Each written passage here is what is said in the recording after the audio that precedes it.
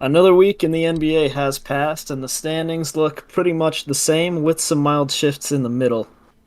As we can see by looking at the standings right now, the Magic have passed the Knicks for fourth place, but they're playing right now, and the Knicks are going to pass them back. Out west, things look pretty much the same, with a mild shift in the play in. The Kings have fallen in instead of the Suns. Out east, the play in looks about as boring as it possibly can be, but that's to be expected with how the middle of the East is.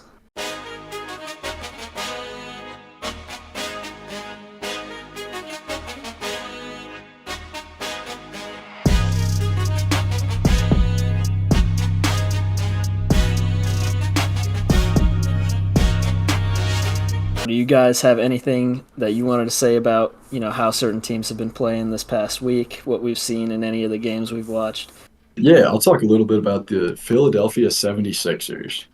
So, yeah, like you said, they've dropped to seventh. They're now in the play-in. They're playing without Embiid. It kind of sounds like, from the information we're getting from Sixers medical staff, sounds like they're hoping Embiid will be back for the playoffs. But, if you're in the play-in, that's about a week before the playoffs, which is significant amount of time to push the Embiid's recovery timeline up. And also, Embiid, notorious playoff choker. If it's single elimination, I mean, that might be scary to see. Like, this could be the year Sixers miss the playoffs, I think, even with Embiid being healthy for the play-in. Yeah, I think that for the Sixers, like maintaining that 7-6 border is going to be really crucial for them because, like you said, with Embiid's playoff success or lack thereof, having that second, like when you're in the seventh spot, you have to lose twice. So I think that's really going to be crucial. Pacers are right there at 8, and then it's a steep drop off to the Bulls and the Hawks. So I think they'll be competed with Halliburton and them for that, as well as the Magic are about to drop back down there as well. So it'll be interesting. Yeah, it's definitely close, 4 through 7 out east, and I think, especially if Embiid comes back, that any one of them could be a threat at least in the first round of the playoffs. As far as Embiid goes, I just looked at the date that he was listed as injured, and it was January 30th. If he was going to be back anytime soon, we should have heard about it by now. A meniscus procedure, if he'll be back by the playoffs, usually takes about a month to recover from, and it's been around a month and a half now. And we haven't really heard any indication that he'll be back soon. Obviously, he's a bigger guy, so there will be more stress on the knee, so maybe take that with a grain of salt. But I think the chances of him missing the entire play in are pretty high, and maybe even the first round of the playoffs. I think that that's possible. I do think that Embiid's like really tough, even though he's had some of his career marred by injuries. He's like the only time I think that he's sat out longer than people wanted him to was when he like fractured his orbital bone already from that 1 to 3 spot. So they're probably not going to have home court advantage in the playoffs. So I think they're just kind of saying, well, we're not going to get home court. Let's calm down. Let's take our time on recovering one of the only Sixer stars in like the last 10 years. They're going to try to preserve him, and I think he'll be ready for the playoffs as much as he'll be able to be. On the topic of Embiid, Embiid's kryptonite in the playoffs, the Boston Celtics are obviously currently the number 1 seed. I believe they're still well above, head and shoulders above any other team in the league in terms of win percentage. Last night, Thursday, the Celtics played the Nuggets. They lost 109-115 in Denver. Tatum shit the bed. That's my key takeaway from the game. At least just looking at the box score, because it's a terrible box score for him. Yeah, the first thing I have written in my notes for that game is Tatum is coasting slash don't care. He looked like he didn't want to shoot at all. In fact, he looked like he wanted to be anywhere else than Denver. Which is fair. It's pretty high up there. I don't really buy into the fact that the altitude really affects players that much, but I don't know. Tatum looked like he simply didn't want to be playing basketball that night. He was very, very passive, especially for a player of his caliber. You'd expect him to do more than he did. And even when he did shoot the ball, it wasn't really dropping for him. He shot a pretty poor percentage. So overall, just a shit-ass game from Tatum. there's been a couple of big games with the Celtics. Every one of them I've watched, Tatum has just not demanded the ball in the way you would expect, an all NBA top 10 player to demand it. He's, mostly playing like catch and shoot stuff and will occasionally like drive in and like pull back for a midi. He's not, driving to the basket like we know he can. He's not even shooting incredibly high volume or like creating his own shots. So it's very odd to see a clearly very talented player being underutilized. And I think they realize they've got, other very talented offensive players. I think Jaylen Brown had like 36 last night. I thought he had a Uh, 40 piece even.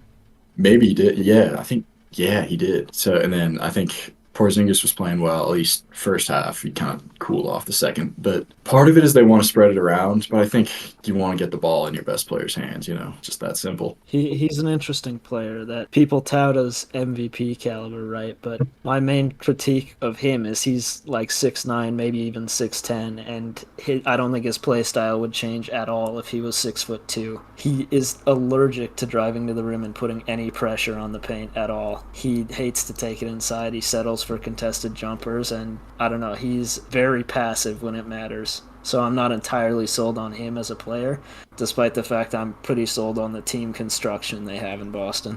I agree with the team construction thing, but also I didn't watch ton of the game, but I did hear on the broadcast that the Celtics are number 1 in 3-point attempts and 6th in percentage, which kind of makes a lot of sense because kind of what the brand of basketball that I've seen most of the season from Tatum, where it's just like you don't need to be shooting threes every possession, but it just seems like that's what the Celtics MO has been, at least from just looking at it from a stat standpoint. When it's not falling, I don't know how they're gonna do. I mean, this game they shot 28% or 29% on 38 attempts. I don't know if there's a great history outside like the Warriors of a team shooting that many threes and having postseason success. What do you guys think? You guys think that the number 1 3-point shooting team by volume and probably by proxy kind of percent? What do you guys think about that type of team? I don't think there's anything necessarily wrong with being a three-point shooting focused team in the postseason. We've seen a lot of teams have success that shoot a high volume of threes. I think the problem comes when you have almost nobody who wants to put any pressure on the rim at all and nobody who wants to take it inside. You need a balance of being a high volume three-point shooting team, but also a team that creates three-point looks by driving to the basket, which the Celtics really haven't been this season. I've looked at their advanced numbers, and there were games this season, I'm not exaggerating here, entire games where they had 4 shots at the rim. I think Porzingis definitely is the quintessential I'm not really going to shoot that many inside shots type of center. Similar-ish to Horford, I feel like, how they've used him as more of a spot-up guy, not really. I mean, he's a dinosaur, so you can't really expect him to be a big paint scorer for them. But yeah, it just seems like they're almost just built on perimeter shooting and perimeter defense, plus KP for rim protection. But I don't know how it's going to work. The 2018, I don't know if the 2018 Rockets probably weren't as heavily 3-point reliant, but certainly the 2020 Rockets were exclusively a 3-point shooting team. They didn't really seem like they were having a serious run at it. Obviously different situations. You talked about kind of Kristaps Porzingis and how he kind of contributes to that, threes only being a stretch 5. His bag is really sitting in the corner. He doesn't really have the mobility he does to create his own shots like he did in his younger days. And I had a lot written down about Kristaps and just generally the center play between Porzingis, Jokic, and Horford. Porzingis versus Jokic is like horrifying matchup for the Celtics. Jokic had 32, 11 rebounds. Like, it's just, he's getting boxed out. He's getting, completely pushed around in post up. But then when Jokic is off, Porzingis is kind of feasting because the Nuggets don't have a great backup big. I mean, it's DeAndre Jordan in Big 2024, So it's like, and then I think the broadcast brought this stat up. Porzingis is, I think, the most efficient player after a switch when he's attacking a mismatch. In the 7-game series, those two are going to be an interesting trade-off because when Jokic is off, Porzingis is going to feast, and when Jokic is on, it's going to be a bloodbath. And I think one thing I did notice is that Horford can kind of prevent, he can cause some issues for Jokic. Jokic can't completely do, the butt back down into the layup, kind of forces Jokic to make the pass when Horford's there. So, I mean, I think that might be what makes the difference in a, potential finals matchup is Horford is there coming off the bench for Jokic. No one else is coming off the bench for to stop Porzingis. Yeah, I feel like Porzingis will stop Porzingis. He settles for a lot of jumpers, which can work depending on the system. Yeah, I mean, I think a lot of it comes down to shot selection too. Because last night against Denver, he was, pulling heat checks when he was shooting 37%. I think he really should be more of a spot up catch and shoot guy on open looks, which are really only created for him when someone drives to the basket. So he has to settle for a lot of his volume being contested, either in the mid range or from three. And he doesn't really hit a lot of those contested. He's not a bad contested shooter by any means, but he was pretty inefficient last night, at least in the second half, and I don't think his playstyle is super sustainable. Yeah, I think I don't know, important to mention that I feel like the Nuggets they're in playoff mode currently. Like I watched them play the Lakers, and the Nuggets just kind of are trying harder than at least from what I saw are just operate like I'll go to the rotations. They're running not that much bench minutes, so I think they're really trying to push hard for that one seed. I heard a report, I think Chris Haynes reported on it, that they're like going to forego like their trip to the White House or something like that because the next night they need to play the Timberwolves, who are currently the number one seed, I believe. Yeah, they're currently the number one seed. So I think they're taking every game very seriously. So I think that's important to know that the Celtics are kind of almost already locked into the one seed, being 8 games up on the Bucks. So I feel like that's important to mention on maybe why Tatum isn't showing up as much, because there wasn't really any playoff implications except for obviously the potential finals matchup. Definitely fair, yeah. Just looking at Drew Holiday's numbers, and they just don't stick out at all almost during any game. He's averaging on the season 13 points, 5 rebounds, 5 assists. That trade starting to look not as good, in my opinion. I definitely see the vision with that trade because they had to move Marcus Smart to acquire Porzingis, and I think Drew Holiday is, if not an upgrade, at least a direct replacement over Marcus Smart in the exact same role. So I definitely see what they were going for. But you also have to remember that they traded Brogdon for Holiday plus picks. Obviously defense is the primary reason you get Drew Holiday. Yeah, and I mean they're a fairly short rotation team. You'll see Peyton Pritchard playing the backup guard role for a while, but they really do like to run Derek White and Drew Holiday as kind of like dual point guards and at the same time dual shooting guards. They're like both sort of combo guys. So I don't think there's any shortage of ball handling or playmaking on their team without Brogdon. Yeah, I think Brogdon was just a little more expensive version of Peyton Pritchard. And I have my own opinions on Malcolm Brogdon because he's ruining my glorious Trailblazers. But I don't think he contributed any more than, Peyton Pritchard. Just more expensive version of a replaceable guy. Yeah, for sure an upgrade for Brogdon. I'm not, I know they sent out picks. I'm not sure how many. I believe it's probably like 2 firsts, so. Yeah, I mean late firsts though. They're not. Yeah, like the Boston picks are not. Yeah. Who cares about that? Basically a second rounder. I mean, so one thing I did notice with Denver, they just seemed to be getting a lot luckier with the shots they were making. They had Christian Brown was lighting it up. Remind me of that guy's name again, Nate. Peyton Watson. Peyton Watson, yep, he was playing great, and I think that's not good. They're not going to score at that clip, every game. To win in the playoffs, you do need the occasional random role player explosion, though, and I think the guys they have are obviously capable, as we saw last night. Yeah, I feel like with the Nuggets, they just kind of stay close in almost any game they're in. They just need to hit a few shots, usually from 3. I feel like looks like this game they shot 4 of 21 from 3 for 19%.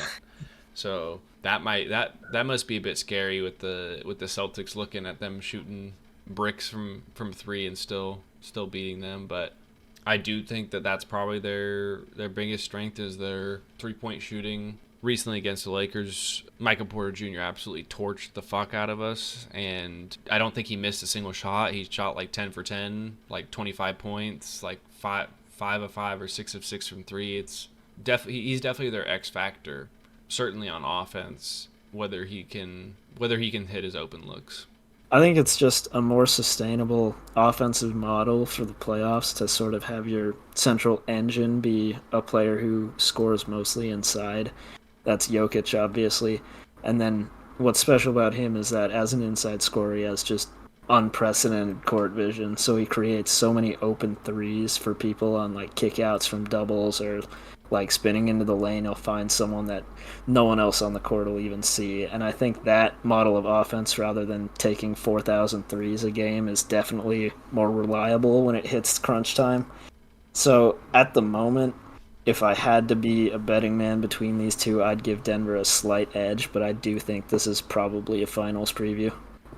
Definitely agree. I agree. I'd pick Denver over the Celtics. I just don't think, when you're that 3-point biased, if you have a 2018 Rockets, 2 for 23, it's hard to come back from that when you don't have the threat of inside scoring to like go back to kind of the fundamental, getting in a rhythm again. You can just kind of, once you're down, you got to shoot even more, and then your rhythm's messed up. So it just seems a little more sustainable to play Denver style. Are we not going to talk about the best Holiday brother, Justin Holiday, beating Drew Holiday? Listen, I mean, he's simply a better player. We knew this. I know. I was saying that coming into the season. Nobody believed me. They don't know ball like you do.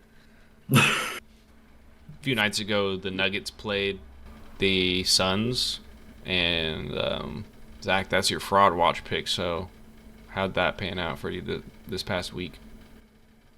Yeah, so I spent a week watching the Phoenix Suns play basketball, which was very interesting.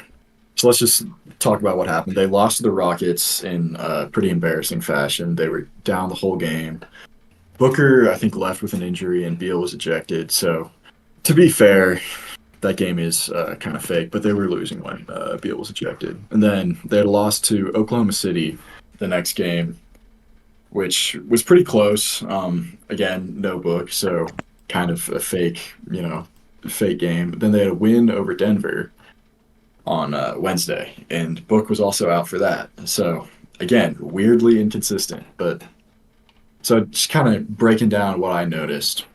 Beal is a big contributing factor that I kind of saw. And without Beal, the perimeter defense is just disgusting. I think Jalen Green had 34 when they played the Rockets, and Grayson Allen was just getting hunted. I think if Beal's injured for any playoff series, it's kind of a wrap in my opinion. I think Nurkic and just generally the big guys play pretty nasty. Like Nurkic is he's Yusuf Nurkic, he's pretty bad on offense. He doesn't have the kind of speed that he once did before his leg injury. On defense, he's very slow, but he can rim protect. So if he gets kind of dragged out or like tries to attack a closeout, most of the time he gets cooked. But if you just kind of stick him in the paint, he can do solidly. I think that's kind of what I noticed against Oklahoma City when he was going against Chet. Nurkic had 31 rebounds. So, what the fuck? Yeah. I missed that. What?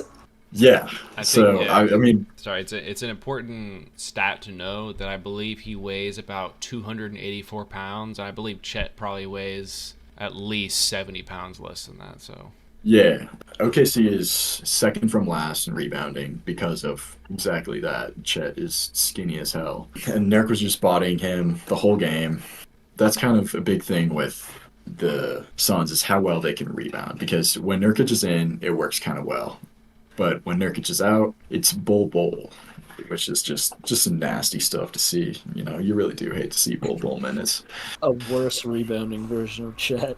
Exactly, yeah. So I said if over the offseason they could get like a good backup power forward or center who's not Drew Eubanks and Bull, then I think they kind of move me because they are a legitimately great jump shooting team. They can score very well. Grayson Allen is having extremely underrated season. In the win over Denver, he shot 8 for 12 from 3, which, to be fair, is unsustainable. but he has been shooting above 40% on pretty high volume. I think I want to say 6 attempts per game.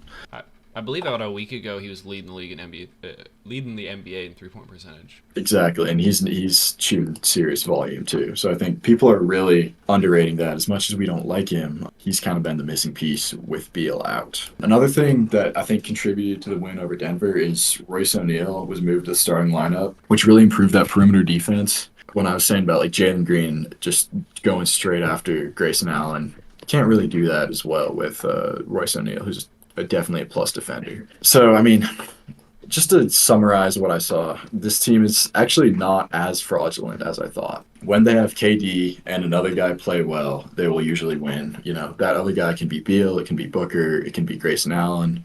When they shoot, their jump shot volume is so high and so efficient, it's kind of hard to keep up with even some mediocre defense. I think they're probably unlikely to win against top four in the West, but I could see them seriously taking a series to 6 or 7 games, especially against OKC and Denver, because I think Denver kind of doesn't have the scoring volume that Suns do. I think Denver obviously wins that series, but it'd be a little harder for them to keep up with the offense if, you know, the big three of KD, Beal, and Book are healthy. And then I think OKC, I mean, we saw it, right? Just no one getting rebounds.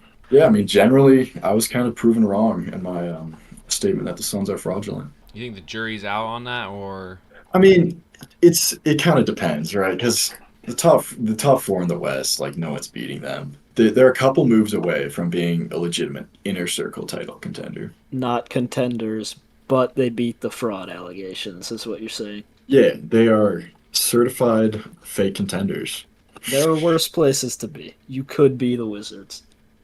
Exactly. So my fraud watch pick last week was the Golden State Warriors, and I predicted them to go 1-2, maybe 0-3, and they did go 1-2. But the way they did it was very, very strange. They got the absolute shit kicked out of them by the Celtics, like shameful liquidate the franchise performance in that one. Then the next game, they beat the Bucks with Giannis and Dame by 25. And then the game after that, they lost to the Bulls. So I don't know what the hell to do with that, right? They have a blowout win against a good team, an all-time disaster class against the best team in the East, and then a choke job against a mid-ass Bulls team. I'm leaning towards saying they're frauds, but all I got from it was that they're inconsistent and weird. The Warriors against the fraud allegations right now is two fighting. You don't have to put that in, but that's the gist I get. The Warriors are in pretty much a dead heat with the fraud allegations. They will look like they're getting their ass beat by the allegations one night, and then the next night they'll kick the shit out of the allegations. They're just such a strange team, such an inconsistent team, and because of that, I do think they are frauds, because I don't think such an inconsistent team can have any real success in the postseason. So overall, fraud watch, probably frauds is my grade on the Warriors. do you think Chris Paul coming back is going to affect how they're doing as of late? If he can stay healthy, do you think it's going to help them come playoff time? At least compared to Jordan Poole, who they shipped him out for. Yeah, I mean, he would definitely help them compared to their other backup guard play, which is pretty much nothing, to be honest with you. Like, what, Lester Quinones? He's not there yet, if he'll ever be there.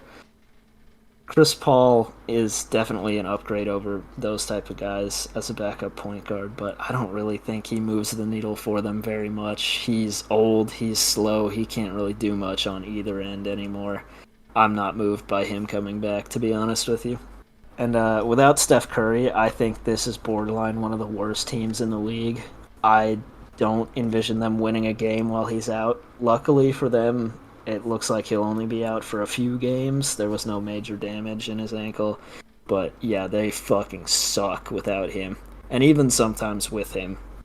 Do you guys see the Warriors, assuming Steph misses about 2 weeks, which is probably going to be a good chunk of the rest of the season? Do you guys see anybody you assume they they're tied for ninth with the Lakers. You assume they'll drop to 10 following Steph's injury. Do you guys think the Jazz are 2-8 in the last 10? So I don't know if they're going to take the spot. But you guys think the Rockets are trying to make some noise this year?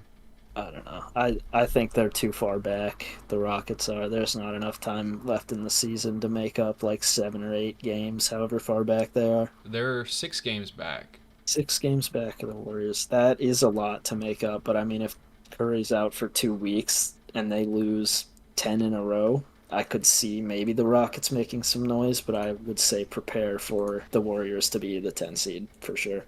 Yeah, agreed. I think it's just a little too late for either the Jazz or the Rockets to make that push. Jazz have, cooled off since that weird midseason streak they had, and the Rockets are just kind of not there yet. So, yeah, I think Warriors probably end up as the 10 seed, get wiped in the play-in, and then it has to get blown up.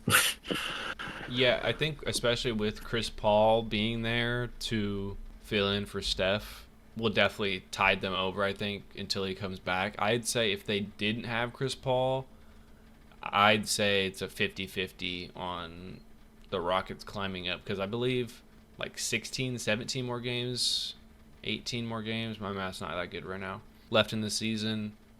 So I could definitely see the Rockets at least making a push to try to get in the play-in.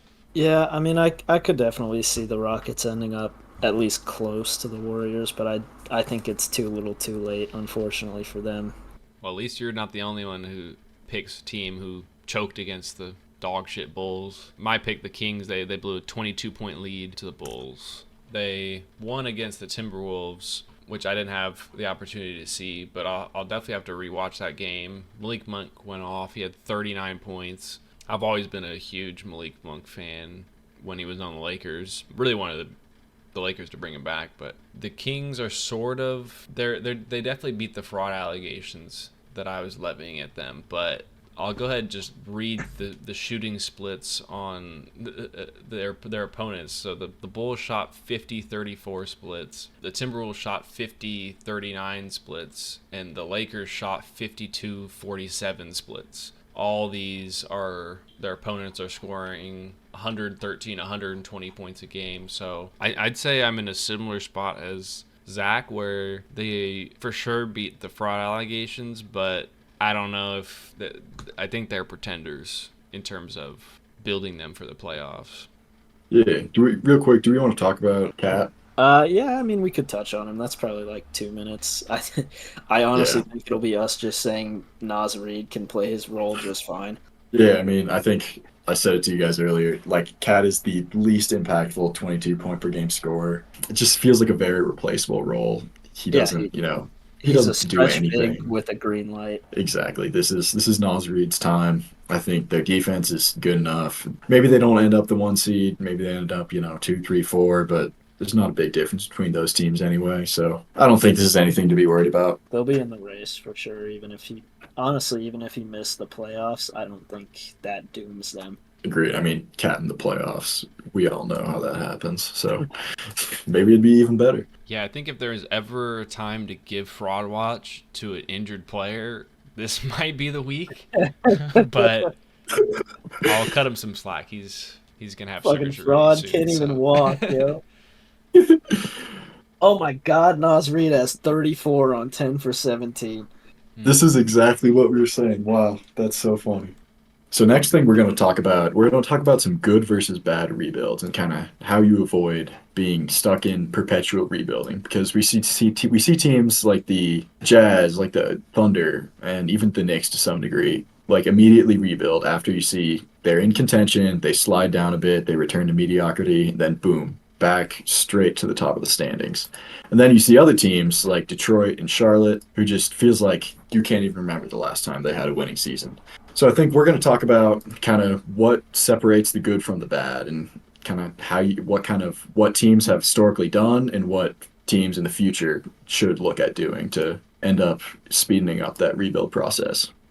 So my takeaway when looking at these perpetually awful teams that only ever get to first round exit level and then slide back to the beginning of the lottery is that they always draft terrible players. And whether that's And whether that's because they can't develop these good prospects into actual NBA players or because they just can't evaluate talent, it's the one constant amongst all these awful teams that I found. For example, you look at the Wizards, their last few drafts they've taken. We'll start in 2019. They took Rui Hachimura, decent player, solid role player guy, but it was pretty clear coming out that's all he was ever going to be. Then they took Denny Avdia, Corey Kispert, Johnny Davis, and then Jarris Walker. The constant that most of these guys have is that they were older prospects that were clearly only ever going to be like 3 and D players. The Wizards obviously needed a difference maker, and they weren't bad enough to, draft at the top of the draft. One thing they did this year, they drafted Jarris Walker and then they traded that pick for Bilal Coulibaly. I think that was a good move because he has some potential. He's a young player with intangibles. That's not something they've been doing. They've been drafting clear role players, expecting them to move the needle. And I think that's the biggest issue they've had for the past 5-10 years. A factor in that is the whole Beal situation where he was just like held hostage in Washington. Feels like forever. Bottoming out for them is this is probably the best Wizard season they've had in a decade. Like like Yeah. for the future of their team, because they're just gonna get tied for the odds of the the 14% for the number one pick. So I think with a lot of these mediocre teams, it's that some of them get stuck on certain either aging stars or get stuck on stars that really aren't going to take them anywhere, like Beal. I'm thinking for the Wizards. The Pistons randomly traded for Blake Griffin for no fucking reason. Yeah, I definitely agree that a lot of these teams, especially small market, you latch onto these guys that like they help you win, but they're not gonna be 1A on a championship team. Dame is a textbook example of that. I think Blazers probably should have traded him a couple years ago. And I think the good teams that I'm thinking of, like the Jazz, for example, once it became clear that the Gobert and D-Mitch situation wouldn't work out, they immediately pulled the plug. They traded, insane deal for Gobert, had a pretty good haul for D-Mitch as well. They got market into that trade. Oklahoma City with the Paul George situation, also they knew wasn't working out. Immediately just kind of, sacrificed the next couple of years for, long-term success, which I think small market especially has trouble doing that because you're always at risk of getting relocated. You don't have the same income that these big market teams do, so you kind of add pressure to at least win some, even if you're not focused on championships. So yeah, I think just being not afraid to let your franchise legends, not franchise legends, franchise cornerstones, can't be afraid to let those guys go. I think we see these teams like the Hornets with Kemba Walker and like I was saying, the Wizards with Beal. They lock in on building around these guys who aren't going to take them anywhere, even with the best supporting cast. But because they're so locked in on those guys as first options, they draft obvious role players to support those guys, and they end up being middle of the road 38 win teams and keep ending up with the 10th pick and never go anywhere. It's a really vicious cycle that a lot of small market teams, like you were saying, fall into. Going back to that draft talk, something I noticed a lot is the recent Pistons drafts because kind of once they let go of the Drummond and Blake Griffin core, we kind of saw Killian Hayes was the first pick, in that era, in which, he's just a bad player. Like you kind of can't control that. But I think after that is where it gets kind of nasty. They drafted Cade Cunningham, first overall pick, who's played great. He, has done great this season. He looked to be, great passer. He's a solid defender. So, on the surface, seems really good. And then their next pick, Jaden Ivey, also really great player. We all agree, I think, that he's super underutilized on that team and it could be a lot better than they're setting him up to be. And then their next first round pick, Asar Thompson, also great player. Like I think we all probably really like him. I think the general consensus in the NBA world is that, he's going to be great. He's a solid, it's not solid, elite defender. Offensively, pretty good slasher, can get to the rim. But the one thing about all these guys is that they can't shoot. Cade Cunningham is 331 in his career, was not known as a shooter going into the draft. Same with Ivy. Ivy's developed into a better shooter. I think he's looks like 344 on his career.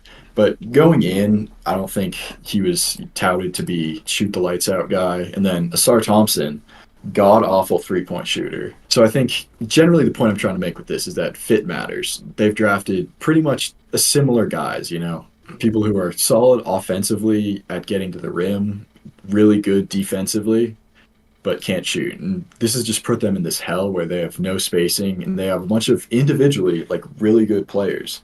This core should be theoretically way better than like the Blazers and the Wizards and even the Spurs. But just because they've drafted guys that don't have complementary skill sets, they've just set themselves back way too far. They have 3 players. I'd say Killian Hayes, even though he has improved, I'd say Jaden Ivey, and Asar Thompson, where I am physically in pain when I see them shoot a jump shot. Like, just find somebody that's like okay. Like, I think they would be doing so much better if those guys were like 35% shooters. But at the same time, they aren't trying to win now anyways. But they brought in Monty Williams and gave him a bag, and it's kind of not not worked out probably the way anybody wanted it to. So I currently what they're doing doesn't make whole lot of sense to me in the past couple of years. So I think that's probably what teams need, is they need to have a game plan on where they're actually trying to move towards, instead of just being stuck in the middle of all the other teams and not really amounting to much. Probably the most successful rebuild, maybe even ever, is the Thunder right now. And we've seen them go from a terrible team to a team that's currently really good and still has 400,000 draft picks. And a lot of their success has come in the draft. And I think mainly what's done it for them is drafting guys that clearly have potential to be top options on successful teams, and then molding them into more supportive options around Shea. Look at Chet Holmgren. He has a lot of offensive ability, clearly has a ton of potential to be like a really high volume scorer. Even right now, as second or third option, he averages like 18 to 20 points per game on very good efficiency. And what they've done is taken this player who is clearly a very talented offensive player and sort of developed his game towards supporting a central player in Shea. And they've done the same thing with Jalen Williams, who is a fantastic slasher, a really good shooter. A guy who could, on a terrible dog shit ass team like the Pistons, probably put up 24 points per game. But what they've done is they've molded him into a 3-and-D wing with potential to do something else. He has off the dribble and slashing abilities. So he's a diverse player who can fit this supportive role very easily and support the main scoring star. But at the same time, if you need him to, or if he sees an opportunity, he can become the first option for a single play or even a series of plays. So I think the best option in the draft is, instead of trying to build around a star with players that have role player cap potential, is take the players with high potential and mold them into role players with ability to do more than just a small role. The team sort of need to buy into this player and actually need to be invested in this player's future, and not cut him after 4 seasons just because he's not playing how you want him to. But at the end of the day, to be a top 4 seed in the league, you don't need to have the best player in the league. You just need to have a top 40 player in the league. So in my opinion, you kind of just need to work with what you have and try to mold a player to be sort of that top 50 player in the league. Yeah. And then you need to bring in fitting components into it, rather than trying to each year construct a cohesive unit that's going to win games when that might not be attainable for your group. Like, I guess the Rockets with Jalen Green, that's kind of how they've tried to build around him, sort of, where it seems like Jalen Green's had a pretty substantial jump this season, in my opinion. And sort of what they've done is they drafted him and they've sort of bought in with him, and then tried to get other positions on the court, like the power forward spot with Jabari Smith Jr. and center with Şengün. Whereas if you're trying to get a starting five of a young core, you might have trouble doing that. So I think with the draft, taking the best player available is sort of a misnomer, but you still want to draft players with the highest potential over, some sort of skill set they currently have and try to build on them in that 4-year window that you have. Yeah, kind of piggybacking off that, something I noticed a lot about the good versus bad teams. A lot of these bad teams, they're relying solely on guys they drafted, right? Like Hornets, Pistons. I can't think of a player who plays a major role that they did not draft, that they got in free agency. Versus a lot of these, kind of better rebuilding teams, they get these guys, either trade for them or get them as free agents. But I think like Markkanen, Julius Randle, Shea, obviously, these guys they reduce the amount of moving parts you need to account for, because if you're drafting, if you have 5 young guys who you don't know how they're going to turn out, these players could develop into different guys who, when you drafted them, you thought they would fit super well together. Turns out they don't. Versus where you have a couple guys that, are known quantities. And even Houston's gone more the route of trading for the role players and trying to make the draft picks your stars. But still, the same concept applies, where you're just limiting the amount of moving parts. Less, young guys means you have more time to put effort into them, more time to develop them. You can give them more minutes. So yeah, I think you can't be afraid of going out, make a couple trades, maybe you can even lose some assets for these guys. But I think veteran presence just really plays a key role in developing guys and making the job easier for the front office. Being selective in your trades and free agency is important too. You look at the Hornets, they signed Gordon Hayward for $30 million a year for 4 seasons. That was obviously going to be a disaster the entire time. So you have to, strike a balance between being aggressive in free agency and trades and also being, too scared to make the guys you drafted take a back seat. This week on our segment of Fraud Watch, there's a special edition of Fraud Watch where we all are picking players. And we're going to evaluate whether or not they're a fraud or not by watching them. For this week, my Fraud Watch pick is Jason Tatum. There's a nickname that we have for him that I might say later, but I still want gainful employment in the future, so we'll leave it for now. Yeah. Yeah. But after rolling a stinker against the Nuggets, I'm just curious. I haven't watched a ton of Tatum this season, but I'd be interested to see on how he's kind of fitting with it, how he's closing games, because I've heard some allegations that he's a horrible clutch player. So we'll see if he's the Green Mamba or whatever you want to call him. Nate, what is your Fraud Watch pick this week? My Fraud Watch pick for this week is Anthony Davis. And it's because over the past few games, with the exception of one pretty big game against the Wizards, he's been averaging, around 18 points per game. And he's got a pretty tough week ahead of him, I'd say. Right now, he's playing against the Bucks. I haven't looked at his stats, but that's going to be a tough matchup on the inside, which is, where he's been doing all his scoring ever since the bubble. His jump shot's fallen off. And then he plays the Timberwolves and the Kings, and he had a pretty terrible game against the Kings the week previous, and the Timberwolves are obviously going to be a problem for any inside-oriented offensive player.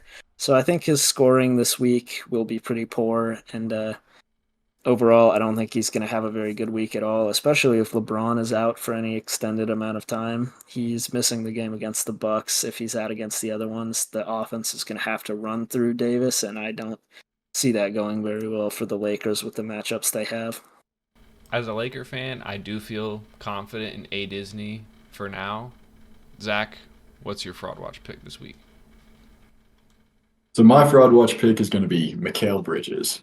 This has kind of been building up throughout the season. In the offseason, there were rumors going around that, Brooklyn was getting offers for 4 first-rounders plus other compensation and still refused to trade Bridges. They've made it clear that they want to build around him, and throughout this whole season where he's been operating in a number one option capacity, I just have seen nothing that would move me towards thinking he's worth building around. He's averaging 20 points as basically the only competent scorer. His defense has kind of fallen off to me. He's not shooting on great efficiency either. He's shooting 35% from three, 44 general field goal percentage. And upcoming, he's got the Hornets, the Cavaliers, and the Magic. So it's definitely some tougher matchup. And I think really what I'm excited to see is there's going to be some tough defensive assignments for him. This is going to be interesting to see whether even that defensive reputation is going to hold up. I'm interested to see if there's anything that would make me consider building around him, like as the Brooklyn Nets GM, or if this is just a delusional franchise and that they should just trade this for what they can get. We'll see you guys next week for the Fuck It We Ball podcast. Make sure to tune in weekly. We will be uploading in the mornings, shooting for Monday, and be sure to leave us a good review on any podcasting platform you may be listening to this on. Subscribe on YouTube, like on YouTube, and we'll see you next week. Thank you all so much for tuning in. Our Instagram and Twitter are at FIWB podcast. If you want to tune in, show us some support, maybe share us with some friends. We appreciate you guys a lot. So thank you all. Thanks, guys. Make sure to subscribe, get us that bag, leave us a good review. Everything Ben said before. Thanks for watching. See you guys later.